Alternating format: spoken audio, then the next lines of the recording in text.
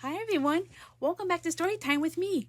Today I have another Thomas story I would like to show you to show you all today.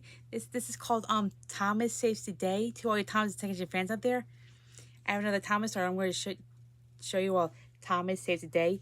This is narrated by my favorite narrator, George Carlin, which I'm pretty sure you all know this story. So without further ado, hope you all enjoy. Every day, Sir Topham Hatt came to the station to catch his train. "Hello," he always said to Thomas. "Don't let the silly freight cars tease you. Remember, you have an important job as a special helper in the train yard."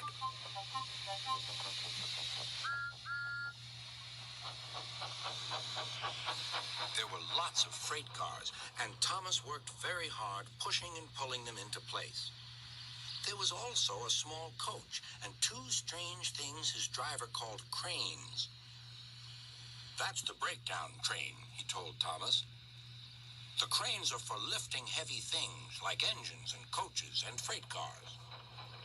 One day, Thomas was in the yard. Suddenly, he heard an engine whistling. "Help! Help!" A freight train came rushing through much too fast. The engine was James, and he was frightened.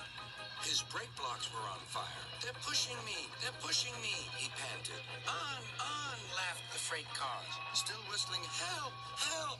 Poor James disappeared. "I'd like to teach those freight cars a lesson," said Thomas the tank engine. Soon came the alarm. "James is off the line! The breakdown train! Quickly!" Thomas was coupled on, and off they went.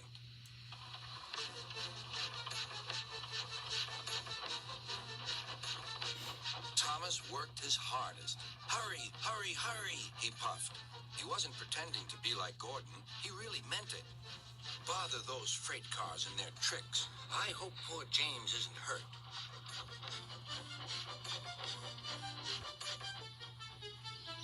James's driver and firemen were feeling him all over to see if he was hurt.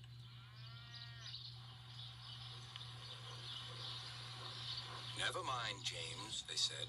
"It was those silly freight cars and your old wooden brakes that caused the accident." Thomas pushed the breakdown train alongside. Then he pulled away the unhurt freight cars. "Oh dear, oh dear," they groaned. "Serves you right, serves you right," puffed Thomas.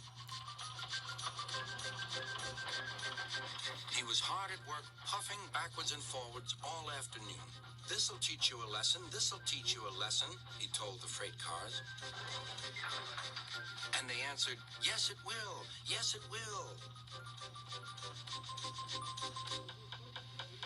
They left the broken cars. Then, with two cranes, they put James back on the rails.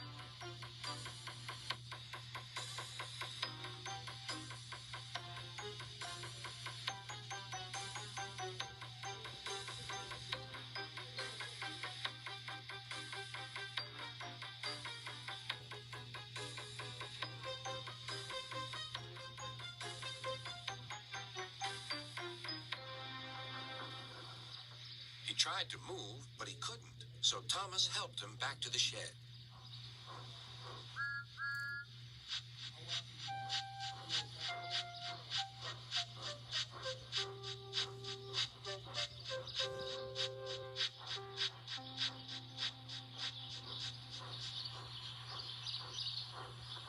Sir Topham Hatt was waiting anxiously for them.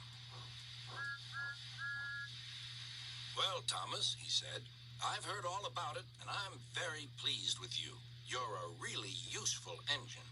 James shall have some proper brakes and a new coat of paint, and you shall have a branch line all to yourself." "Oh, thank you, sir," said Thomas. Now Thomas is as happy as can be. He has a branch line and two coaches called Annie and Clarabelle. He puffs proudly backwards and forwards with them all day.